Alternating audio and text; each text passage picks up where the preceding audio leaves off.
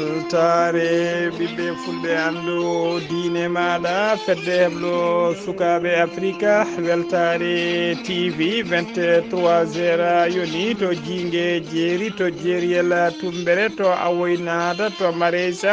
to lojolo to mafondu to ɗalhaya to huddallayi to sinthiane diakiri kon takusan juula ha to galle alhaja oumar de ha to galle alpha demba oumarou sy to lekseyba guural yere ko taari ɗum kala ene jeeya e gardiɗi kabaruji men to leydi mauritanie mohamed cheikh el ghazwani hoorejo guendi leydi ndi tawateɗo e jillu mum e oɗo saaha joni to wuuro walata e mbadi sappo e ɗiɗi édition ko fate guure ganni o waɗi toon inauguré projet ji payidini no fewi kadi kono noon kadi o waɗi toon lancement puɗɗugol golle payidini no fewi ɓayɓe ɗoje wuuro ngo e ko taari ɗum kala to leydi sénégal to pikine tali ɓuɓes ko debbo goto yooɓi toon fittandu joom galle mum kedde afrique ma en kettoroɓe ɗo alassana oumara mbocco kabaruji men joolam jaɓeri ma en jurno guerre hakkude israël e palestine bisimilla moon e cerki hotodirte joni joni piren pacciren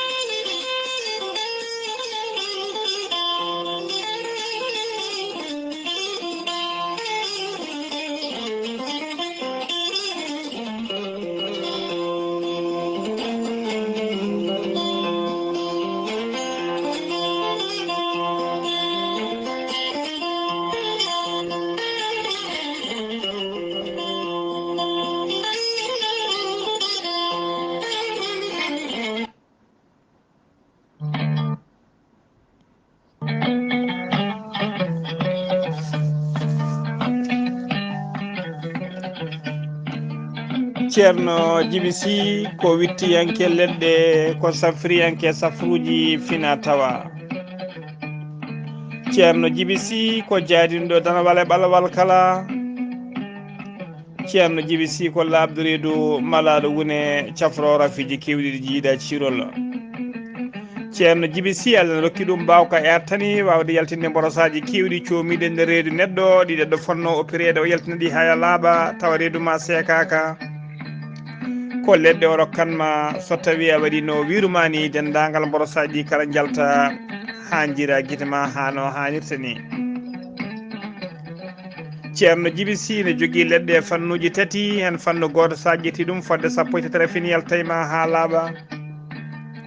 fannu ɗiɗaɓo so ƴetti ɗum fodde sappo e jeenere fini yaltayma ha laaɓa fannu tataɓo waddede koye gawri samme walla gawri suuna so tawi a waɗi no wirumani rafiji kewɗi jaltayma ha jira guite maɗa ceerno djiby sy ne safra wonduɓe kista fibrom dogam sitte rewɓe ɗon koɓe sowade rewɓe dartoraɓe e rewɓe sattoraɓe dewle kala ceerno djiby sy ne yawrani ɓen worɓe ustaraɓe goragu yawɓe yitade koye mumen e on fannomo jogui leɗɗe biteɗe muuɗa hirda ceerno djiby sy ko labdo reedu malaɗo wune so tawi o yannama ka miskino safruma ha mbiya weng tawa hay mbuuɗa yoɓani so wona wonduɓe rafiji ɗiɗi mo cheynaneji mbagli hoore mum ha ba walla on janowo barogal ceerno djiby sy ko bawɗo listihar ko indema inde nene ma dokkatamo o haala ko wone nder ɓerde maɗa ha mbiya yoni waɗanteɓe listihara so tawi ko wonɓe nder leydi mauritanie ko ujunere uguya so tawi noon ko wonɓe leydi sénégal e dendagal e ɗeɗe ñamoje franc CFA kala ko 2000 franc CFA ceerno djiby sy ne jogui numéro weeva ko numéro orange money wona nde yiɗi waɗnede listihara mbatta ko 00 221 78 128 35 98 so tawi noon ko yimɓe jokkodirɗo e ceerno Djiby Sy to banggue appel e to banggue WhatsApp kala ko 47 22 80 84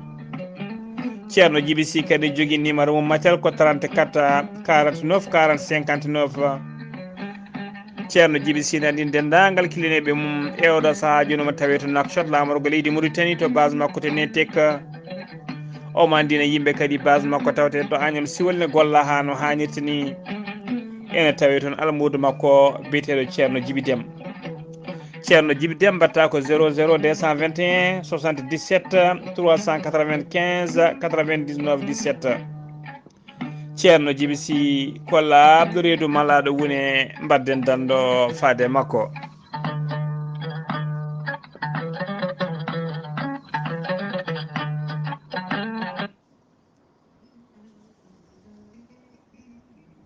cellal ko kañum woni afogalu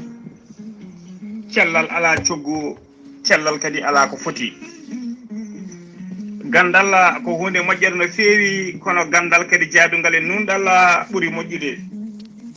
ceerno Amadou Tidiane Diallo mo melga wuuro jinneji ko gando bindi laaɓaɗo leggal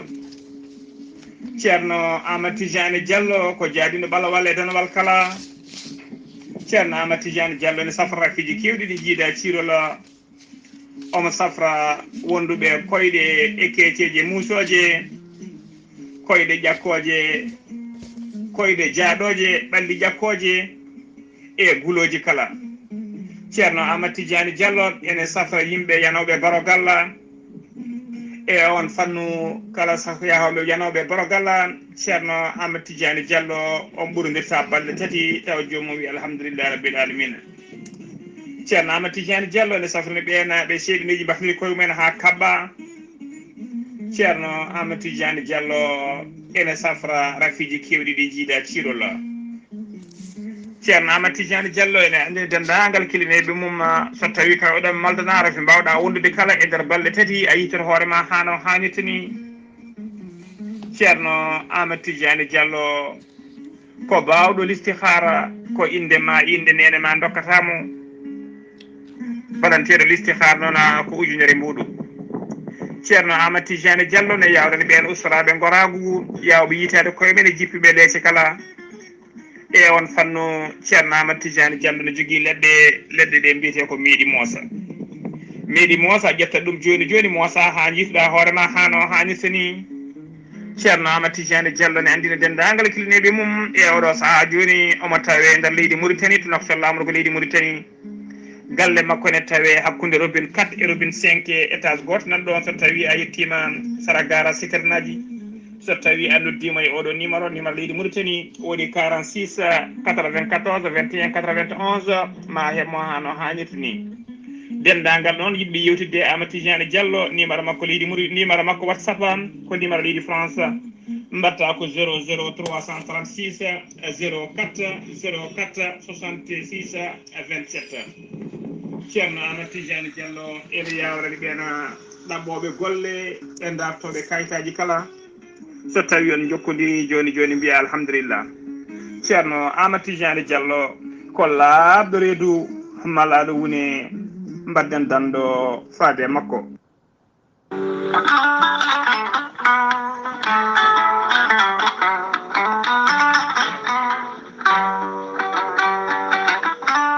gorel te ko haako moƴƴo iwru ko tokkore dinnoɗo ari ko wallude e safrude ha moni kala yiito hen hoore muɗuma gorel te ala effet ala rewam a ittat ko jamireɗa mbaɗa e ndiyam nguldam aɗa yara aɗa yiito cellal ɓandu maɗa hewɓe hutortoɓe gorel te kolliti gila tan ɓami yarde gorel te dañi hen aafiya mawɗo no feewi hewɓe hen fonnoɓe oppirade yogay ñabboji woni hen wurno ko poɗɗe kono hande o ɓe mbi'i alhamdulillah gorel te ene safra yogay ñabboji jangtaɗi eɗi jangtaka kala an joguiɗo AVC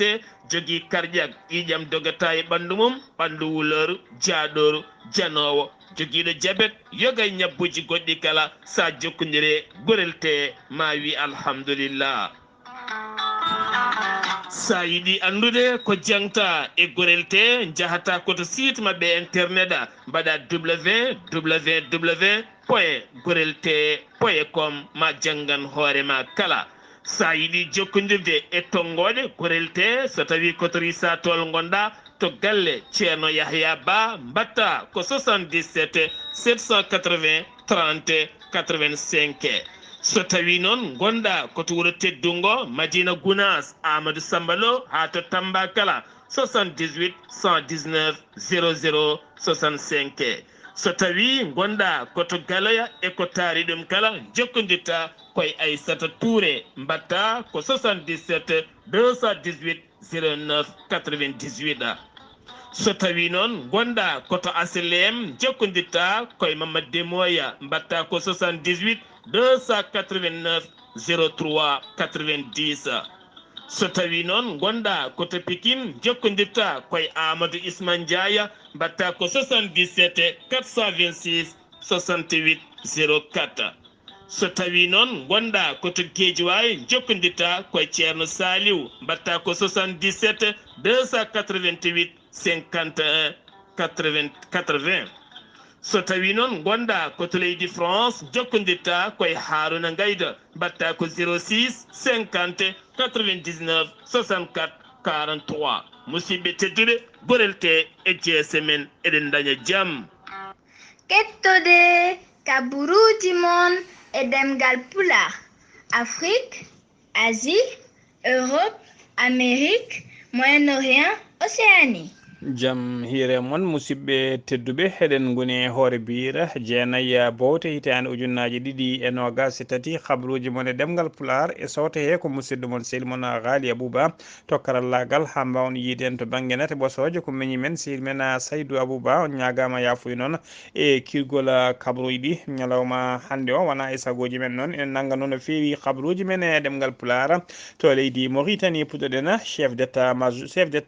major garde national hono général de brigade Mohamed Cheikh Mohamed Halemina Ilimina o waɗi inauguré aljuma hanki o to ak juge siège kesso tawi ko siège tawi on siège noon ko sous groupement régional de la garde nationale tawateɗo e nder wilaya mo inchiri chef d'état major o noon e sete muɗum e sete makko mo yaadi o ɗon ɓe tawi tigui eɓe gaari ene jaɓɓa gaari tigui ɓe kanko chef d'état major o noon e sete mo ardi o kala ɓe kettima kay ɓe kettinima ko fati exposé ko fati kay e bâtiment o no mara eno gollorto ni ko adi kay komo taƴa riban taw on riban ko symbolique ko fati kay e hollirde wonde siège o udditi fuɗɗima golle mum hano hannirta ni so tawi noon ina ari jaɓɓade mum to natirde wuuro ak juge ngo hono gouverneur mo inchiri wondude autorité ji administrative e sécuritaire uji diwan ɗi kala ine tawtora cérémonie o kadi hakima wuuro ak juge ngo wondude e maire mo ak juge kala ha joni ko leydi Mauritanie kettoɗen Mohamed Cheikh El Ghazouani hono gendi Mauritanie o waɗi lancement puɗɗugol projet ji kewɗi no fewi ƴellitoji walata e ko taari ɗum kala ɗum ko aljuma hanki o omo tawe toon noon e mbadi mo tawe toon noon to walata e mbadi tawtoroyede taw ko 12e édition ko fati kay e festival guure ɓoyde woni guure ganni o waɗi toon noon inauguré station pompage taw ko ndiyam pompata ndiyam labɗam ndiyam robinaji moƴƴam labɗam to walata wuuro walata ngo e ko taari ɗum kala e ko taari ɗum tawa kadi ɗam ndiyam ɓe ciggoto ɗum tigui guila wendu woni lakka toɓe mbiyata lakka dara wonde wendu dara ko guila toon ndiyam ɗam tirete nane tigui e machine aji ciwto ɗum ha wona ndiyam moƴƴam o fawi toon kadi tufere arwanine ko fate mahgol barrage woni uddo taw ko uddo molteɗo Allah wonande ngoɗon wuuro walata wondude kadi o tawde on toon kadi o hesitini toon ferma goto taw ko ferma pilote wuuro ngo tawi ko poulailler woni tigui to guertoɗe kewɗe nete o waɗi toon kadi inauguré magasin mawɗo no fewi tawa on magasin moftata tigui ko moftata tigui ko jabde daɓeje woni tigui ko wayno rakkale gueɗe baɗe noon on magasin ko molneteɗo Allah saabu kay hollirama omo jogui hattane moftude ha temedde tati toon o inauguré toon kadi pharmacie kanko hoore leydi ndi o waɗi toon inauguré pharmacie taw ko pharmacie vétérinaire ko fati kay e safaruji jawdi o fawi toon kadi ko fati kadi siège siège taw ko coordination régionale des ministères de l'élevage kanko hoore leydi ndi o waɗi toon kadi lancement puɗɗogol projet ji goɗɗi kewɗi no fewi tawi superviseur ɗiɗon projet ji ko ministère de l'habitat et de l'urbanisme o udditi toon kadi radio taw ko radio wilaya mo inchéri o tawtorama toon kadi course gueloɗi e wondude tigui e ɓuura fewde junggo woni tigui fellude petlaji taw ko ɓuura fewde junggo ha joni kabaruji men ɗemngal pulaar to leydi Mauritanie ha joni Mohamed Cheikh El Ghazouani hoorejo gendi Mauritanie ina tijja tijjano ñande sappo e ɗiɗi lewru bowte gonɗen ɗum woni décembre omo tijjano jillu makko to kaydi o hayti noon arde toon walla mbiyen oɗon data yoɗo saaha joni ɗum dirtinama walla haytinama ha ɗo e yesso ha ɗo noon haydara taw ala ko haala holko saabi kay e ɗum dirtine walla e ɗum haytine kadi haydara ala ko haala kay mane de o foti aroyde toon ha joni ko leydi Mauritanie keddoɗen chambre criminel mondu adibou ɓe ñandini ñawore mabɓe ko fati oɗo officier biteɗo Mohamed Salem wol Mohamed Lamine ɗum noon ñawonde yani ko ñina ñande alkamisa jeeɗiɗi lewru bowto hitaɗo ujunnaji ɗiɗi e nogas tati o ñawama noon tañanama mo lelo hitande timmude e nder kaso o ñawira noon ko juuɗe makko muddude e wargo suka taw ko stagiaire goto e nder école naval biyetenoɗo on suka wiyeteno ko Ahmed Wul Akar garnoɗo kay wadde toon formation muɗum ko hen wasno fittande mum ene tuma noon ko kanko yooɓi fittande ono taƴanama hitande e kaso ha joni kabaruji men ɗemgal pulaar sen ummima to leydi Mauritanie to leydi Sénégal paɗen a Diouf ko joom a Diouf ko joom ngaalu woni opérateur économique DIC woni division d'investigation criminelle teeɓimo e teeɓimomo kay e yamirore procureur de la république caggal kay nde hewɓe portanomo plainte omo ñama ɗumen haalisaji kewɗi no fewi o wiyata noon kanko ɗon o heewi dartorade ko fewnude visa ji taw ko faade Europe ko anda tan ɓe o ñamani haalis men ko portite plainte woni ko wulliti tan ɓe o ñamani haalisaji mumen ene qime ha capanɗe jeeɗiɗi tati million taw ko franc CFA goto e portuɓe mo plainte ɓe ene wiye be ne yette bari on wi ko on wi koɓe kaldanoɓe ko kaldanoɗo e makko mo fen ɗum visa ji yimɓe joyo e nder famille mumen wiyede kay faade to Italie fanode to Italie kay ɓen noon o ñamini ɗum on holiri wonde o ñamini ɗum fodde capantati e joyyi million taw ko franc CFA nden o heeɓi haalis o ko ɗon tan o majji ɗuma ene waɗi kadi waɗɓe hewɓe toon taw ko portuɓe plainte ɓe hen ko ñamanaɓe ujune million ngaji joyyi e feccere ɓe hen ko million ngaji tati piccal jeeɗiɗi ɓe hen ko haalisaji goɗɗi kewɗi no fewi foof noon ko yinnode waɗanede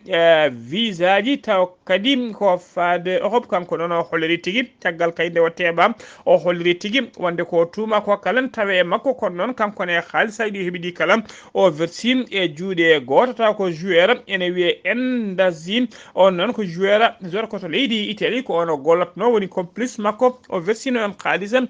pour ko fati ɗiɗon visa ji ha joni ko leydi Sénégal keddoɗen jena to yombel komiko policier ji wonɓe kay eles jimani commissaire Cheikh Ahmed Tijani Diallo gardiɗo commissariat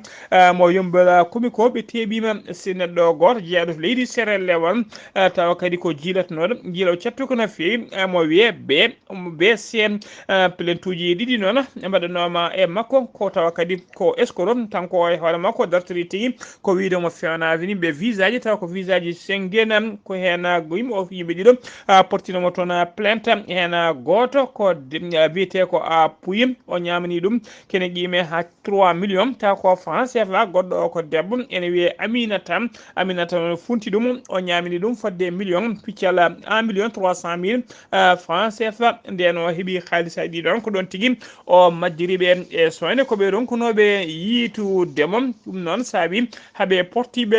porti plainte ha joni ko leydi Sénégal keddoɗen jen ha to Tivaouane Peulh El Hadji Ka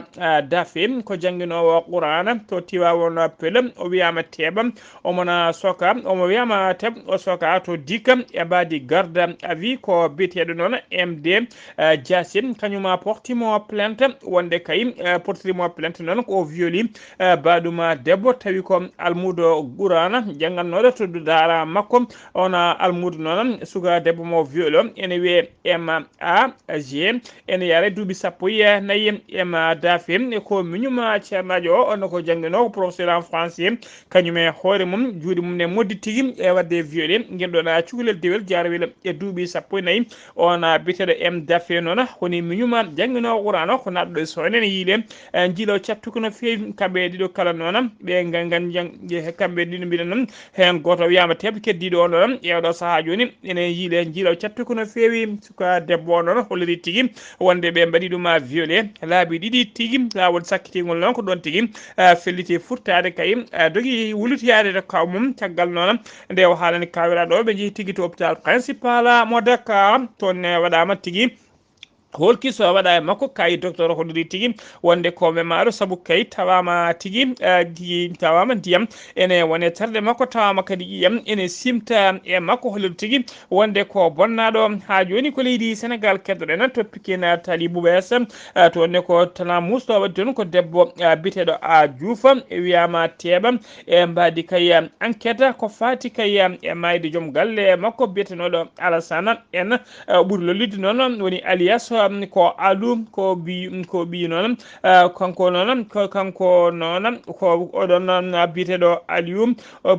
Aliou noon o yara koye duuɓi capanɗe joyyi ko babiraɗo jaawi duuɓi capanɗe joyyi tawi ko tete jawdi ene yakora tan ko piyo Bouba kanko babiraɗo baraɗo o ko piyo naɗo Bouba ene yakora ko joom suudu o yoɓi fittade makko saabu kay ene teska oɗon couple woni tigui nduɗon suudu e kala saaha ko dukoji cattuɗi e ko haareji kala saaha e pindiral hakkude mabɓe ko ɗum tan noon saabi ene sikka kay wonde ko debbo o yoɓi fittade makko ɗum noon waɗi ko tana o waɗi koto leegal deuxiéme robinet to Pikine Tali Bouɓes ko hanki saga 11h jeeyi ɗum tigui ɗum waɗi ko nden tigui waɗi gorko o noon tawa tigui koye nder suudu suddiɗo o ene wasi toon leli toon wondani e fittandu muɗum tawa tigui komo leli o wondani e fittandu makko hollirama noon caggal kay ko koreji makko goto noon ari tigui tawi kadi o nde tawi wondani fittande makko ko tawi kadi debbo o ne daari ene jiimi e makko ene wiya tigui wonde o fi kam tan minne mi yoftima ene sikka noon ko butel gaz ko ɗum tigui woni bitan gaz ko ɗum debbo o ƴetti samtimo e hoore ko ɗum foti yoɓade fittande makko ko wawi wonde hen kala enquête jaaƴo nana uddita hen beele kay ene ande ko tagui ɓeɗe keeɓe hen ko ɓuuri labde ha joni kabaruji men ɗemngal pulaar kabaruji men kedde Afrique ma en ketto musidɗo men sehil men Alassane Oumar Mbodja gorko mo Sara Ndogu assalamu aleykum wa rahmatullahi taala wa barakatuhu.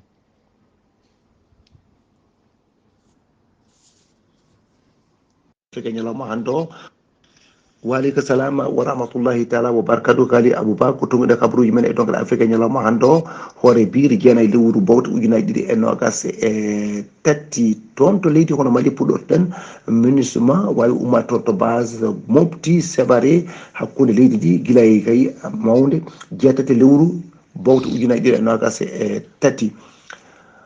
honi koɓe noon taw kadi ko leydi hono Mali di kañum waknere mbawi kañumen yettade toon to mofti ɗon taw kadi gondi kadi koye fief ɓen rebel en noddirteɓe CSP e kamɓe noon ɓe mbawi kono yettade e toon Burkina Faso toon ko gargol taw kadi ko ɓen risnaɓe kay ene teska e nder leydi he guila sappo lewru novembre ujunaji ɗiɗi e nogas e tati oɗo groupe noon de recherche taw kadi ko al eyas on Wagner wawi hono bayyinde gila amde wiide kay wonde e nder hono document maɓɓe o wonde kadi mintereɓe risen ene tawe e o saaha toto Burkina Faso ko golɗo mum hono lawol hono gadanol gila kay woni koɓɓe mbawi kay hono wadde taw ko fullungu men gila e lewru septembre ujunaje ɗiɗi e nogas e tati to Côte d'Ivoire pelle toppitiɓe fodde innama ade ko ɓe nde mbawi hono windidde fodde ujunere e temedde nayyi taw ko keliki cafrowo hen noon ujunere hay morso kayit taw ko yamirore jogaki kadi ɓe kolliti leydi ndi ene jogui ngakkere safroɓe taw kadi ko ñeñƴuɓe no fewi toon to Togo fond monétaire international FMI wawi hono bayyinde e wawde kay nanodirde e gouvernement o wawa kadi dañde wawa kadi tuttudeɓe hono ɗen koppereje fodde kay 190 taw ko million kalis dollar haɓe mbawa kay wawde kay artirde taw kadi ko ñamale mabɓe ɗeɓe ndeweteɗe ɗeɓe ndeweteɗo toon to Burundi de ko on meɗon ardata hoto jagorɗe mabɓe biyeteɗo Alain Guillaume Boulioni ko on tigui wawi kay taƴinede sokkede toon taw ɗon ɓe mbi wonde ujunno ko dillinde kono leydi ndi ko ɗum taguimo wadde dañde ko dañi ko toon to Tchad Tchaddi ene wayno gila ñande nasade e jeeɗiɗi lewru ndu taw kadi heddi balɗe sappo wawde wadde ɓuno référendum mabɓe e ɗum noon ene wawi won hen ene gonen ɗum woni hen gonnani ɗum ɓe mbawi kadi hono kamɓene fottidde toon goto foof ene gaaɓo banggue mum e ɓe gondani en mbiya wonde haɗa mbaɗɗo ɗin référendum wonduɓe ɓe ene wayno yo référendum hono won addini noon hono laamu ngu sardeɓe e sakdeɓe taw kadi ko gaz uji lacrymogène ɓe berle e mabɓe gam kay sardeɓe toon to Congo Kinshasa ƴammoɓe kay ardade hono leydi ndi ɓe kolliti e oɗo saaha joni de hande ɓe goni koye campagne nde tawno wonde ko nogas nduɗo lewru ɓe mbawata kadi kono suɓade on gartotoɗo taw kadi ko leydi ndi oɗo noon biyeteɗo kono Moïse kono Katumbi aɓe kaala noon e makko ko heewi wonde kay amo jogui koyngal toon to Zambie nde tawno kanko ko joom yimɓe no fewi kadi ko londiɗo kono laamu ngu haade de toon to RDC Congo kamɓe kadi ɓe mbi wonde taw commission mabɓe électoral national indépendante wawi kono wiide kay yoɓe ɓe mballa kay e matériel taw ko timmuɗo no fewi haɓe mbawi wadde ko kamɓene ko poti wadde ko ɓe mbawa neldude ɗo ɓe ponno neldude foof yetto ɗon ko addi wotteji ɗi ene mbaɗa ɗum noon Ghalii Abuu ko ɗum ɗo de tonguɗen e kabaruji men e dongre Afrique e ñalawma hande o taw wonno koye dande musidɗo moon Alassane Oumar Mbodji gorko mo Sando gam weltare ɓiɓɓe fulɓe ando dinema fedde heɓlo sukaɓe Afrique weltare Ayabo TV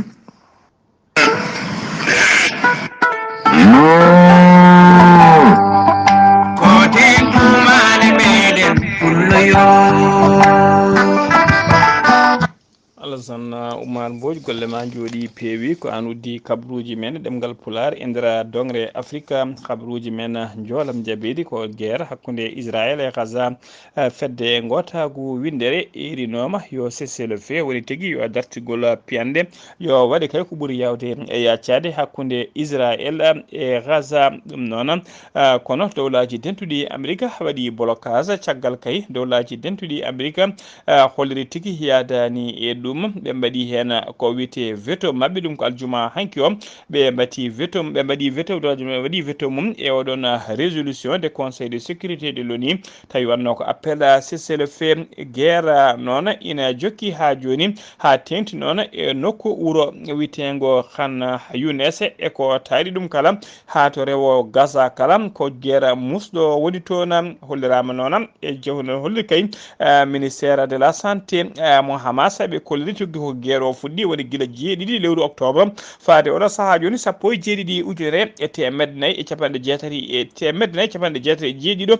Palestine najo ko mbara tuggi ko guerre o fuɗɗi ɓe kolliri noon e nder ɓen mayɓe hen 7% woni e nder temedere kala hen 7 ko hakkude rewɓe e sukaɓe so tawi noon ko Israël naɓe waraɓe tuggi ko guerre o fuɗɗi faade oɗo saaha joni ɓe jettima ujunere e 100 Israël najo e nder trêve o noon siftini ɗon kadi e nder trêve trêve o noon woni tigui ene balɗe seeɗa ne gueero dartina hakkude mabɓe hakkude Israël e Gaza e nder trêve o fodde 110 otage taw ko wonnoɓe e juuɗe Hamas goppitama ha laaɓi ɓen goppitaɓe noon ɓen 110 hen capanɗe jeetato e jeegom ko Israël naaɓe heddiɓeɓe ko hoɓɓe ɓe jeeyaka nder leydi Israël temedde ɗiɗi e capannayyi prisonnier tawi ko Gaza naaɓe ɓilinoɓe e juuɗe koninkoɓe leydi Israël goppirtanoma e nder oɗon trêve ƴewɗo saaha joni ko 137 otage woni tigui ko ɓiili e juuɗe Hamas musidɓe tedduɓe gasi ha laaɓi ceere ko ɗum ɗo wonno komin tongan noon habaruji mon e ɗemgal pulaar e sawta he ko musidɗo moon sehli moon Ghalii Abuu to karallagal ko Seydou Abou so tawi noon ko ruɓiɗo kabaruji men dogre Afrique o Alassane Oumar moƴƴi gorko mo Sara Dogo ketki malaki jaam yo jaam Allah jogo mi jogo on